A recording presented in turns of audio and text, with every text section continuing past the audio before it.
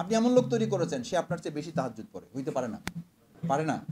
পারে। আপনি এমন লোক তৈরি করেছেন যে আপনার চেয়ে নফল রোজা বেশি রাখে। আপনি এমন লোক তৈরি করেছেন যে আপনি জীবনে কোনোদিন জাকাতের উপযুক্ত হইতে পারেন নাই, কিন্তু আপনি লোক তৈরি করেছেন বিদায় সে কোটি টাকা জাকাত দেয়। ওই কোটি টাকা জাকাত আপনার আমলনামায় যুক্ত হবে না। আপনার নিজের জীবনের প্রয়োজনে, সাদাকায়ে জারিয়ার আমলের প্রয়োজনে, কিয়ামত পর্যন্ত আপনার আমলনামায় আমাল যুক্ত হওয়ার প্রয়োজনে এরকম 5 জন 7 জন 10 জন লোক অবশ্যই থাকতে পারে, থাকা উচিত, যেই লোকের তুলনায় আপনার তাহাজ্জুদ কম, যেই লোকের তুলনায় আপনার নফল রোজা কম। তারবিয়াতের এই জায়গাটা হচ্ছে এমন একটা ইবাদত, এমন একটা কাজ যেটা মৃত্যুর পরেও আপনার এই সওয়াবটা আপনার জন্য অব্যাহত থাকবে। এটা সাদাকায়ে জারিয়ার একটা গুরুত্বপূর্ণ দিক। আপনার মৃত্যুর সময় আপনার কফিনের সামনে দাঁড়িয়ে আপনার সন্তান, আপনার দায়িত্ব একটা হাদিস অন্তত উল্লেখ করলে এইটা উল্লেখ করবে, এই লোকটার সব আমল এখন বন্ধ হয়ে গেছে। সাদাকায়ে জারিয়ার মতো কোনো আমল যদি তার থাকে, মেহেরবানি করে এটা আপনি কিয়ামত পর্যন্ত কি রেখেন, এটা তো করে যেতে হবে আপনার। এটা তো শুধু ওখানে দোয়া করলে, দোয়া তো আপনি করি, এটা আমরা তো এটা বলি না যে আল্লাহ থাকুক না থাকুক এটা আপনি সাদাকায়ে জারিয়া কবুল করেন। আমরা তো এটাই বলি, যদি সাদাকায়ে জারিয়ার কোনো আমল থাকে মেহেরবানি করে আপনি এটা কিয়ামত পর্যন্ত তার আমল নামায় কি করেন, তো সেটা তো আমার থাকতে হবে। আপনার তো এমন অন্তত 5 জন লোক থাকা উচিত, এমন অন্তত 5 জন লোক, যেই 5 জন লোক বলবে যে আমি এই আব্দুর রহিম ভাইয়ের জন্য আমি আসলে রোকন হয়েছি, নাহলে রোকন হইতাম না। আমি অনেক সময় বলি যে রোকন শপথের সময় আমাদের তো সব সময় দোয়া হয় না, দোয়া হোক না হোক বা দোয়া হয়, আমরা আবেগ আপ্লুত হই। ওই আবেগ আপ্লুত সময় দোয়া করতে গিয়ে সে যেন তার প্রথম হাত তোলার পর তার বাবার কথা মনে হবে না, মায়ের কথা মনে হবে না, মনে হবে কার কথা? আব্দুল জব্বারের কথা, আব্দুর রহিমের কথা। এই আব্দুল জব্বার, আব্দুর রহিম যারা সামনে বসে আছে, আপনি এরকম 5 জন 7 জন 10 জন ব্যক্তির নামের অন্তর্ভুক্ত হতে পেরেছেন কিনা, দিস ইজ ইউর ইমপ্রেশন। আপনাকে রাস্তায় একজন দৌড়ে ধরে বলবে যে ভাই আপনি রুহুল আমিন ভাই না, আপনার ওই যে সেই একটা মনে আছে আলোচনা চক্রে আমাকে নিয়েছিলেন, ওই যে আপনার কথা শুনছি, সেদিন সিদ্ধান্ত নিয়েছিলাম আমি আত্মমনোনয়ন করব, আলহামদুলিল্লাহ আপনি হয়তো মনে নাই, আমি কিন্তু রোকন হয়ে গেছি ভাই, আমার জন্য দোয়া করেন। এইরকম 5টা কথা শোনা আপনার জীবনের জন্য অত্যন্ত জরুরি। এটা 5 জন রোকন বৃদ্ধির ব্যাপার না। এই 5 জন রোকন বৃদ্ধি হওয়া না হওয়া, বিপ্লব হওয়া না হওয়া, এটা অন্য কোশ্চেন। কিন্তু আপনার নিজের জীবনের প্রয়োজনে, সাদাকায়ে জারিয়ার আমলের প্রয়োজনে, কিয়ামত পর্যন্ত আপনার আমলনামায় আমাল যুক্ত হওয়ার প্রয়োজনে এরকম 5 জন 7 জন 10 জন লোক অবশ্যই থাকতে পারে, থাকা উচিত, যেই লোকের তুলনায় আপনার তাহাজ্জুদ কম, যেই লোকের তুলনায় আপনার নফল রোজা কম। আপনি এমন লোক তৈরি করেছেন সে আপনার চেয়ে বেশি তাহাজ্জুদ পড়ে, হইতে পারে না? না, পারে না? পারে না? পারে। আপনি এমন লোক তৈরি করেছেন যে আপনার চেয়ে নফল রোজা বেশি রাখে। আপনি এমন লোক তৈরি করেছেন যে আপনি জীবনে কোনোদিন জাকাতের উপযুক্ত হইতে পারেন নাই, কিন্তু আপনি লোক তৈরি করেছেন বিদায় সে কোটি টাকা জাকাত দেয়। ওই কোটি টাকা জাকাত আপনার আমল নামে যুক্ত হবে না? না, হবে না। এই লোক যদি পৃথিবীতে থাকে তো এর সে এমএলএম সিস্টেম, এমএলএম সিস্টেম মানে কি? Multi level marketing. অনেকে বলে যে মাল্টি লেভেল মার্কেটিং হালাল হারাম, এই নিয়ে অনেক কোশ্চেন আছে, কিন্তু মাল্টি লেভেল মার্কেটিং এর সিস্টেমটা তো মানুষের তৈরি করা না, এটা কার বিধান? এটা আল্লাহর সিস্টেম, আল্লাহর সুন্নাহ। তুমি একজন লোক তৈরি করবে, সে 5 জন করবে, সে আরো 25 জন করবে, সে 100 জন করবে, সে 1000 জন করবে, সে 1 লাখ করবে, সে 1 কোটি করবে, ওই 1 কোটির সওয়াব আপনার আমল নামায় যুক্ত হবে না? হবে না?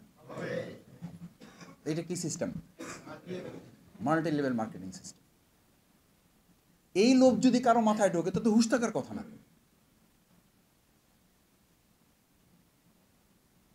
এই লোভে আমাদের ডেস্টিনি ছিল, এরকম আরো কি ছিল না? আমি আমাদের অনেক বড় বড় চাকরিওয়ালাদের চাকরি ছেড়ে এখানে এসে কাজ করতে দেখেছি। বললাম ভাই ঘটনা কি? মাসুদ ভাই বুঝবেন না, অন্য জিনিস, বিরাট ব্যাপার স্যাপার। প্রায় দুবাই থাকে, শুনি সিঙ্গাপুর থাকে, মানে তারে কয়দিন আগে মানে ঢাকা বাউফল থেকে ঢাকায় আসার বাস ভাড়া দিছি, সে এখন শুনি যে হেলিকপ্টার কিনে ফেলবে। মানে এটা তাকে কি দেখানো হয়েছে?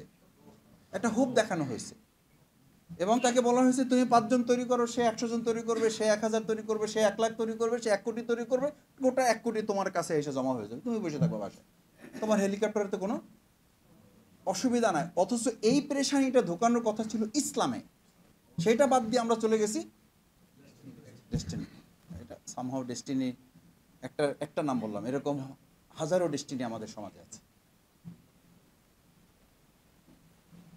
হাজারো ডেস্টিনি আমাদের বহু। আমি মানে এটা প্রাসঙ্গিক ক্রমে বলা, ওই সময় মানে শেখ হাসিনার চেয়ে আমি ওই ডেস্টিনি ভাইদের ধরে ধরে বলতাম যে শেখ হাসিনা এই দেশ থেকে যাক আর না যাক, ডেস্টিনি যেন শেষ হয়েছে। রফিকুল আমিন সাহেবের সাথে আমার জেলখানায় বহুবার দেখা হয়েছে, বলছি ভাই আল্লাহর রাস্তায় একটু থামেন, ওখানে বসেও সে প্ল্যান করে, এখন বের হয়ে না একবার পার্টি এটা করছে। মানে নেশাটা কত পর্যায়ে তার, এটা দিস ইজ অ্যাডিকশন, এটা এক ধরনের নেশা। তো এই নেশাই তো আপনার ইসলামে থাকার কথা, নেশাটা থাকার কথা ছিল এখানে। ওই যে হাদিসের বর্ণনা আছে না, আকসিরু যিকরুল্লাহ হাত্তা ইয়াকুলু মাজনুন, আপনার আল্লাহর স্মরণটা এমন হবে যে লোকের আপনাকে পাগল বলবে। ওই ডেস্টিনির লোকদেরকে পাগল বলতে, কিন্তু নিচে প্যান্টের খবর নেই, উপরে শার্টের খবর নেই, এখানে কি লাগানো, টাই লাগানো, ব্যাপক পরিমাণে আমাদের এই রাস্তায় টাই বিক্রি হচ্ছে। এটার জন্য সে পরেশান হয়ে গেছে। আমি আমাদের ইসলামী আন্দোলনে শিবিরের সেই সময় দায়িত্বশীল ভাইদের পরিচয় জানতে চাইলে তারা বলতো যে আপনার পেশা কি, ওনারা বলতো আমার নেশাও ইসলামী আন্দোলন, পেশাও ইসলামী আন্দোলন, মাঝখানে চাকরি ব্যবসা একটা করি, কিন্তু নেশা এবং পেশা দুটাই কি।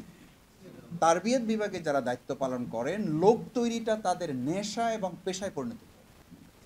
তারবিয়ত বিভাগের মৌলিক আর একটা কাজ হচ্ছে, রসুল করিম সাল্লাল্লাহু আলাইহি সাল্লাম যে লোক তৈরির পরিকল্পনা এবং